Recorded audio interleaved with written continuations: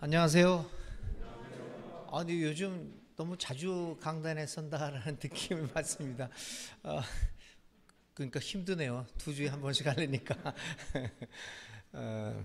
오늘도 이렇게 대면 예배를 드리기 시작했는데 오늘 제일 많이 나오신 것 같아서 너무 좋습니다. 서로 왁작지껄하게 서로 인사하고 좋아하고 하는 걸 보니까 좀 더 대면 예배가 좀 더 활성화돼서 서로 교제들을 할 수 있으면 정말 좋겠다라는 그러한 느낌을 많이 받습니다.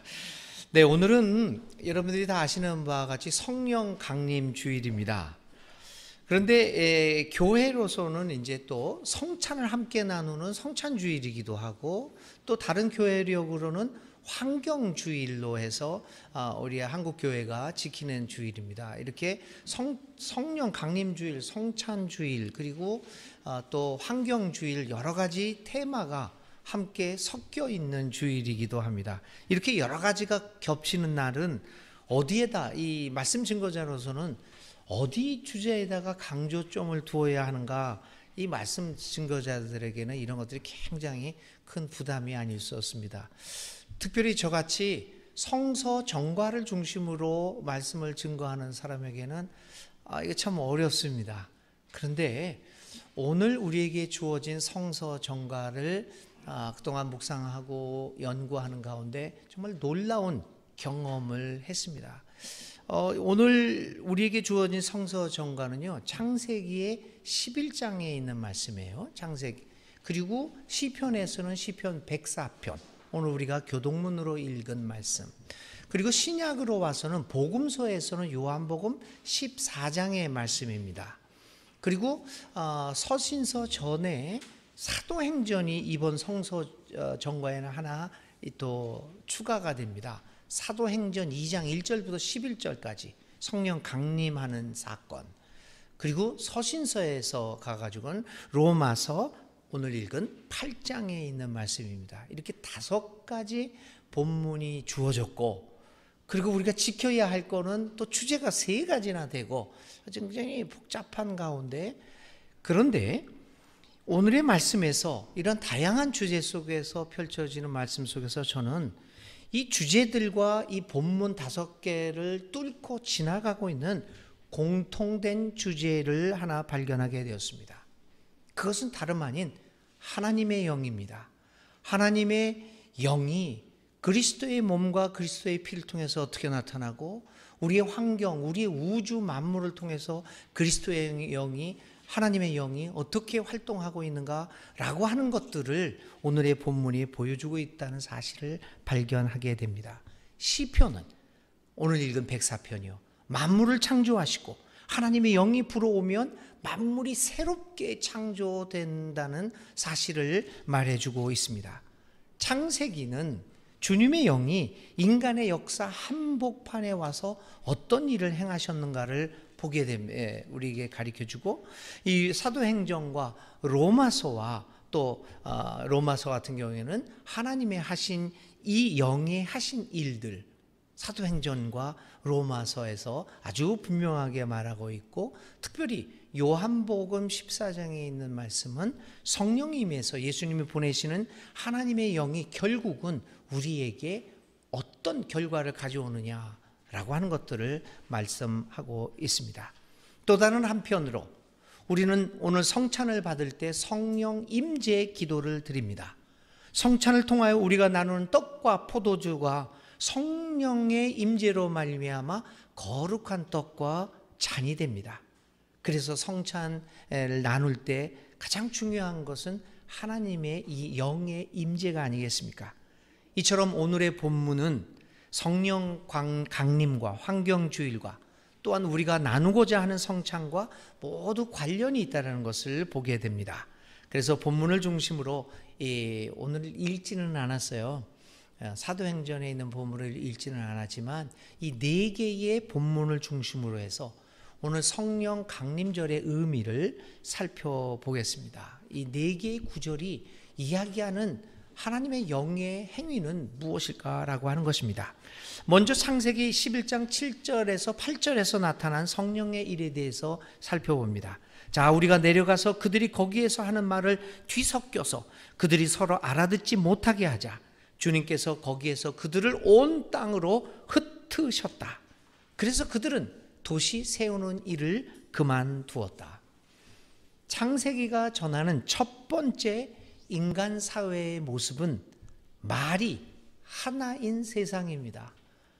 여러분들이 외국 여행 다니시거나 뭐 이렇게 글을 읽을 때 이 세상에 말이 하나였으면 얼마나 좋을까. 언어가 하나였으면 얼마나 좋을까. 얼마나 수월할까. 이런 이야기를 합니다. 말이 하나인 세상이 창세기가 보여주는 에덴 동산 바깥의 세상의 모습이었습니다. 말이 하나라고 하는 것은 의사소통이 원활하다는 의미를 넘어서서 획일적인 사고를 하고 있다는 것을 보여주고 있습니다. 다양함을 배제하고 오직 한 가지 언어, 한 가지 생각으로만 집중되어 있는 사회가 오늘 창세기가 처음으로 우리에게 전하고 있는 인간 사회의 모습입니다. 획일적인 사고, 오직 한 가지 언어로 모든 것이 집중되고 있는 이 사회, 이것이 하나님의 창조 세계와 어떤 관련이 있는 것일까요? 그것이 하나님이 만드신 세상의 모습이 되어야 할까요? 그렇지 않습니다. 우리는 창세기 1장이나 2장에서 하나님의 창조 이야기를 통해서 본 것처럼 하나님은 매우 다양하게 이 세상을 창조하셨습니다. 그리고 그 다양성을 서로 존중하며 조화를 이루고 살아갈 것을 요구하십니다. 그러나 인간의 욕망은 하늘 끝까지 닿아서 바벨탑을 쌓았더라도 하늘 끝까지 닿겠다, 하나님처럼 되어야겠다라고 하는 이 인간의 욕망은 그런 다양성을 용납할 수가 없습니다. 모든 것을 자기를 중심으로 하려는 인간, 선악을 구별하는 근거를 자신에게 두고자 하는 인간이 어찌 다양한 것을 용납할 수 있겠습니까? 자신이 모든 선악의 기준이 되고 하나님처럼 되고 싶은데 다양성은 도저히 받아들일 수 없는 것입니다. 그래서 오늘 인간은 언어가 하나인 까닭에 바벨탑을 쌓게 되었습니다. 여러분, 이러한 사회, 언어가 하나인 사회, 획일적인 사회는 결코 우리가 하나님 안에서 추구하는 사회의 모습이 될 수 없습니다. 우리에게 필요한 것은 말이 같은 것을 넘어서서 말이 다르다고 하더라도, 언어가 틀리다고 하더라도 서로 좋아하는 능력이 아니겠습니까? 모든 것을 나 중심으로 해서 똑같이 만들면 되겠습니까? 결국 인간의 이러한 획일적인 사고, 나를 중심으로 살아가겠다라고 하는 인간의 욕망은 탑 꼭대기가 하늘에 닿게 하여 이름을 날리고 온 땅 위에 흩어지지 않게 하자는 데까지 도달합니다. 끝없는 인간의 욕망, 하늘 높은 줄 모르고 위로만 달려가게 만듭니다. 이처럼 우리는 계속하여 바벨탑을 쌓고 있습니다. 그런데 하나님의 영은 그것을 용납하지 않습니다. 욕망에 가득 찬 사람들을 온 땅으로 흩으십니다. 말을 어지럽게 만듭니다. 말을 서로 다르게 만듭니다. 하나님의 영이 하신 첫 번째 일은 다른 것이 아닌 사람들을 흩어지게 만든 것입니다. 획일적인 세상을 거부하시고 다양한 가운데 조화로운 세상을 만드시기를 원하시는 하나님의 섭리를 느끼게 만드는 기록입니다. 많은 분들이요, 인간을 흩어지게 만들었다고 하는 것이 하나님의 저주라고 해석을 하는 그런 분도 많았습니다. 그런데 여러분, 오늘 다른 관점에서 창세기 11장 바벨탑의 사건을 보면 하나님이 온 땅으로 사람들을 흩어지게 만든 것은 하나님의 저주가 아니었습니다. 그것은 하나님의 역사입니다. 그것은 오히려 획일적으로 됨으로써 바벨탑을 중심으로 나를 중심으로 해서 이루어져가는 이 인간의 삶, 풍요로움을 포기하는 인간의 삶을 불쌍히 여기서 오히려 인간을 흩어주셔서 우리의 삶을 다양한 가운데 더욱 풍요롭게 만들어 주시고자 하는 하나님의 사랑의 행위가 아니겠습니까? 사실 다양함은 우리의 삶을 더욱더 깊고 넓고 풍요롭게 만들어줍니다. 이제 뭐 코로나가 뭐 이렇게 엔데믹이 되고 그래서 뭐 좀 이렇게 여행도 이제 해외 여행도 이제 가게 되지 않습니까? 아니 여러분, 다른 나라의 모든 것이 똑같다고 하면 해외 여행 가겠습니까? 인생 정말 재미없죠. 하나님이 창세기 11장에서 우리를 흩트지 않으셨다면 저와 여러분 얼마나 재미없는 인생을 살아가셨겠습니까? 저주와 심판으로 해석되고 하던 인간을 온 땅으로 흩으셨던 이 하나님의 행위는 결국 인간들을 위한 하나님의 사랑의 배려라는 역설적인 진리를 우리는 발견하게 됩니다. 그래서 오늘의 삶에서 생각하는 성령 강림의 첫 번째 의미는 우리를 획일성을 넘어 다양성의 세계로 이끄시는 성령의 행위의 의미가 있다는 것입니다. 여러분, 만일 우리에게 하나님의 영이 불어온다면, 우리 교회에, 우리 사회에 하나님의 영의 바람이 불어온다면 그 영은 우리를 획일적인 사고방식이나 획일적인 세계가 아니라 우리를 다양한 세계로 이끄실 것입니다. 삶의 다양함을 인정하고 그 안에서 우리가 조화를 이루며 살아가는 능력이 있다고 한다면 그것은 성령의 바람의 결과입니다. 두 번째, 이 성령의 행위의 두 번째 의미는 사도행전 오늘 읽지는 않았지만 2장 4절부터 8절의 본문에서 찾아볼 수 있습니다. 그들은 모두 성령으로 충만하게 되어서 성령이 시키는 대로 각각 방언으로 말하기 시작하였다. 그들은 놀라 신기하게 여기면서 말하였다. 보시오, 말하고 있는 이 사람들은 모두 갈릴리 사람이 아니요? 그런데 우리 모두가 저마다 태어난 지방의 말로 듣고 있으니 어찌된 일이요? 창세기에서 하나님의 영은 사람들을 획일성이 아닌 다양성의 세계를 이해하게끔 해주셨습니다. 그런데 사람들은 다양성을 인정은 하였지만 그러나 흩어져 살아갔습니다. 받아들이기는 하였지만 그 다양성 속에서 어떻게 살아가야 하는지를 몰랐습니다. 그래서 분열됐습니다. 흩어졌습니다. 그래서 다양성은 우리에게 가끔은 혼란을 가져다 주고 갈등을 야기시킵니다. 그 결과는 우리들 사회에서의 분열과 혐오와 배제입니다. 그런데 이러한 혼란과 흩어짐, 배제, 혐오, 분리, 분열, 갈등의 사건이 오늘의 본문에서 극복되어지고 있다는 것을 봅니다. 하나님의 영이 사람들로 하여금 변하게 만듭니다. 다양성 속에서 어떻게 살아가야 할지를 하나님의 영이 가르쳐 줍니다. 언어가 다르지만 하나님의 영이 사람들로 하여금 방언을 하게 만듭니다. 언어가 다르지만 모든 사람에게 이해가 되는 말로 들리게 만듭니다. 바벨에서 시작되었던 말이 통하지 않았던 소통 부재의 상황이 극복되고 오히려 상대방의 말이 들려지는 소통 시대가 열립니다. 하나님의 영이 활동하면 소통 부재가 극복되고 소통이 이루어집니다. 그리고 그것에는 조화의 삶이 시작됩니다. 오늘의 기록에 의하면, 사도행전의 기록에 의하면 사도들이 외국어를 말한 것이 아닙니다. 사도들은 각자 자기의 갈릴리 말로 언어를 합니다. 그런데 신비한 것은 내가 내 말을 하고 있는데 상대방이 자신의 말로 이해하였다는 것입니다.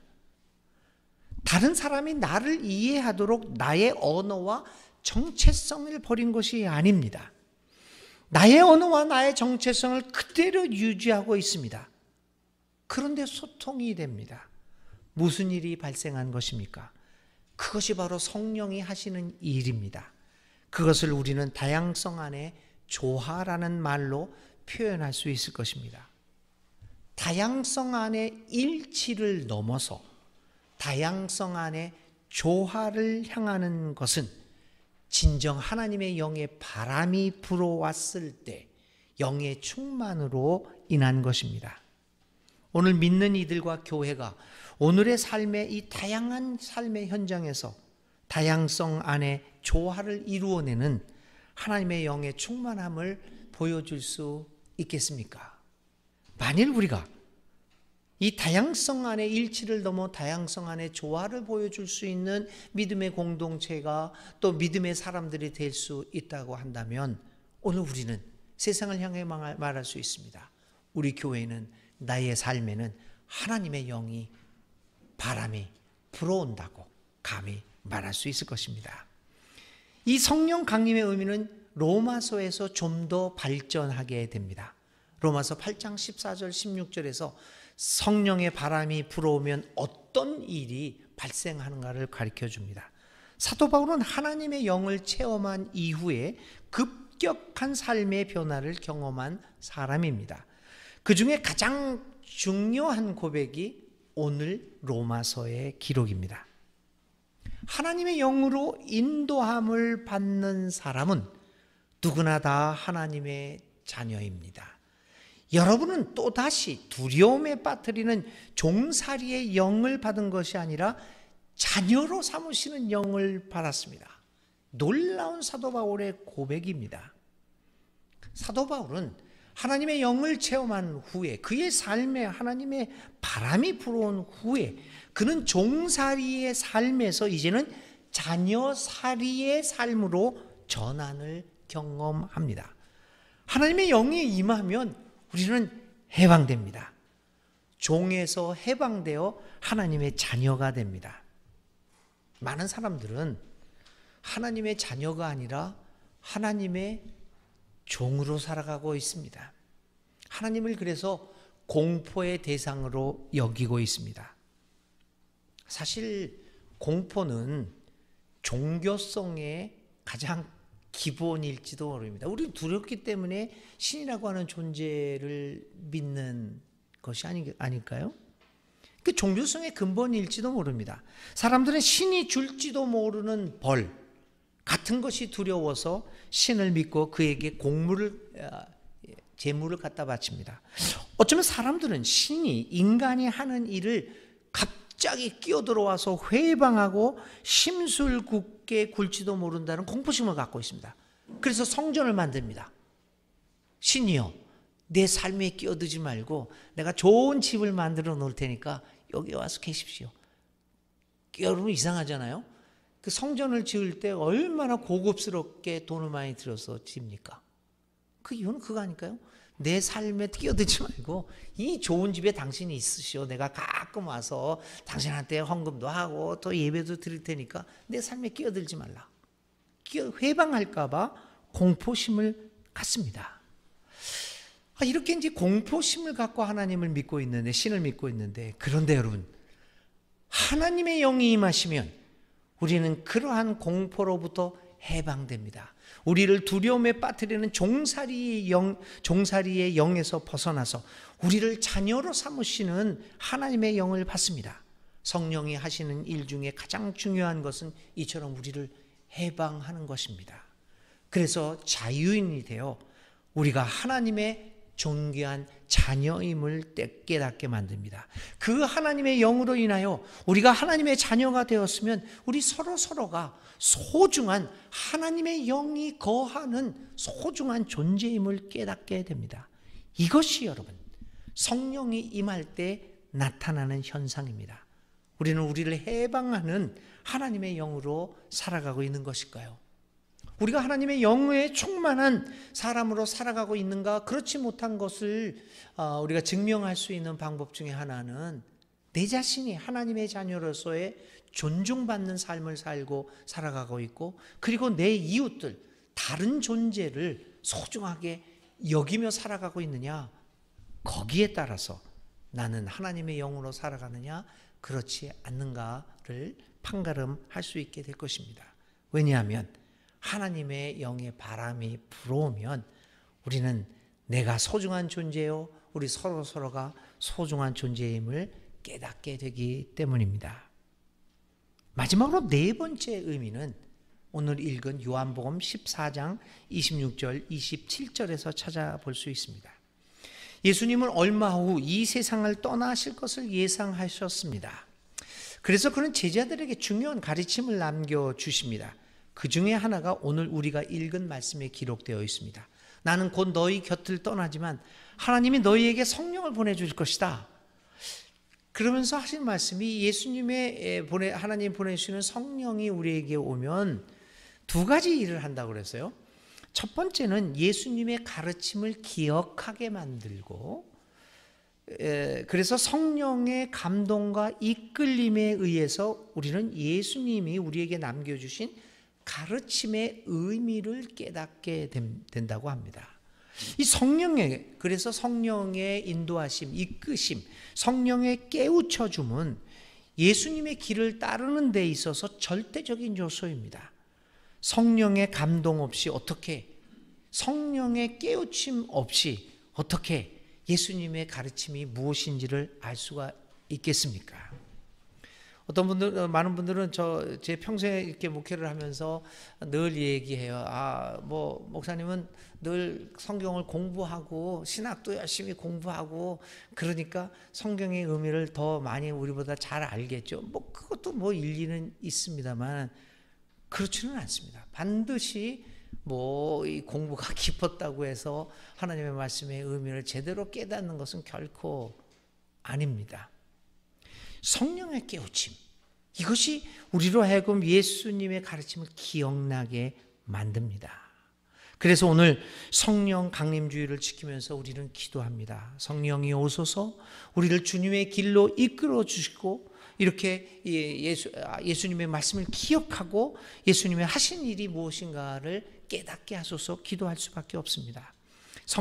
이처럼 성령 임함의 증거는 우리가 예수님의 가르침을 따라 살아갈 때 드러나고 있습니다. 근데 그 후에 성령이 우리를 예수님의 길을 깨닫게 하고 예수님의 가르침을 기억나게 하고 그것을 따라하게 만들 것이다 얘기 끝나시고 뭐라고 얘기하시냐면 그런데 나는 너희에게 평화를 준다. 저는 이 말씀에 성령 강림의 가장 핵심적인 가르침이 있는 것을 발견합니다. 성령 임함의 가장 큰 결과는 평화의 삶이 있습니다. 예수님은 평화를 주십니다. 그러나 그 평화는 전쟁 없는 상태의 평화가 아닙니다. 그 평화는 세상이 줄 수 없는 영원하고 진정한 평화입니다. 그것은 하나님이 세상을 창조하시고 마지막 날 쉬셨다는 기록에서 보이는 샬롬, 평화입니다. 성령 강림에 하나님의 바람이 우리 삶에 불어오고 우리의 사회에 그 바람이 불어온다면 그 최종적인 결과는 평화의 삶이라고 하는 것입니다. 모든 생명 존재가 함께 어울려서 살아가는 사랑과 정의, 생명의 세계를 가능케 하는 평화입니다. 어제 우리 교회에서 생태 여행을 했잖아요. 그 평화나무 농장 거기를 이렇게 갔는데 소들이 그때 우리 소개하신 우리 안희섭 형제님하고 문경란 자매님이 소가 웃는다고 그랬어요. 그래도 어저께 어떤 분이 나보고 오늘 와가지고 어저께 갔다 오셨죠? 원장님 갔다 오셨죠? 네. 소가 진짜 웃어요. 그래. 저도 그래서 그 말을 듣고 진짜 소를 가면서 소가 진짜 웃는가? 사실 거기에 굉장히 궁금증이 있었어요. 근데 진짜 웃더라고요. 갔는데 이 소들이 이렇게 오면은 사람한테 이렇게 다가오면서 이렇게 꼭 개송아지 같이 그 머리 이렇게 들고 만져달래. 오히려 내가 무서워서 못 만지겠어. 근데 애들이 자꾸만 평화로운 얼굴을 가지면서 계속 만져달라고 이렇게 이야기를 하더라고요. 이거 하더라고요. 생명의 존재들과 함께 누릴 수 있는 평화의 삶. 그것이 성령의 바람이 불어온 것의 가장 최종적인 결과입니다. 병나요? 성령의 능력으로 병을 낫게 하고 그럴 수도 있을 것입니다. 성령의 능력으로 여러분들의 주식이 대박이 나요? 그럴 수도 있겠습니다. 로또를 성령의 이끌림에 따라서 로또를 샀는데 그럴 수도 있겠습니다. 그러나 여러분, 그것은 최종 결과가 아닙니다. 성령이 진정 우리의 삶에 불어오고 하나님의 바람이 우리의 삶에 불어온다면 오늘 최종적인 결과는 서로가 존중하는 예수님이 주시는 그 평화의 삶을 사는 것입니다. 평화의 삶에 있습니다. 모든 만물에, 그것이 강아지건 소건 식물이건 모든 이 사람이건 모든 만물의 삶의 지향성은 평화입니다. 그리고 그것은 성령의 임재의 증거이며 결과입니다. 오늘 믿는 이들과 교회는 이처럼 평화를 지향하는 삶을 살아가고 있는 것일까요? 여러분, 오늘은 환경주일이기도 합니다. 환경주일은 한마디로 말하면 뭐 하자는 겁니까? 생태주일 아니에요? 우주에 있는 모든 생명 존재들이 오이코스, 집처럼, 가족처럼, 한 가정처럼 함께 살아가는 그 생태를 만들자고 결단하는 주일을 의미합니다. 사람과 자연세계에 속한 모든 생명이 서로 조화를 이루며 살아가는 세상, 평화의 세상을 만들자는 것이 환경주일의 의미입니다. 그러기 위해서 우리에게 필요한 것은 우리를 평화의 세계로 이끄는 성령의 임재입니다. 하나님의 바람이 불어오는 것입니다. 성령의 오늘 성령 강림주일, 성령의 바람이 불어오는 것을 느끼면서 다시 한번 온 우주, 죽어가는 우리 지구를 생각해 봅시다. 오늘 우리는 성찬식을 거행합니다. 우리를 다양한 세계로 이끄시고 조화로운 삶을 통하여 우리로 하여금 하나님의 자녀로 살아가게 하시고 우리로 평화의 세계로 향하게 하시는 성령의 임재로 인하여 나누는 오늘의 성찬이 진정한 예수님의 몸과 피가 되게 하셔서 우리 세길에 속해 있는 우리 모든 교우들이 진정한 식탁 교제의 기쁨을 누리시기를 간절히 기도합니다. 오늘 말씀을 한 1분간 침묵 가운데 묵상하시면서 또 성찬식에 임하겠습니다.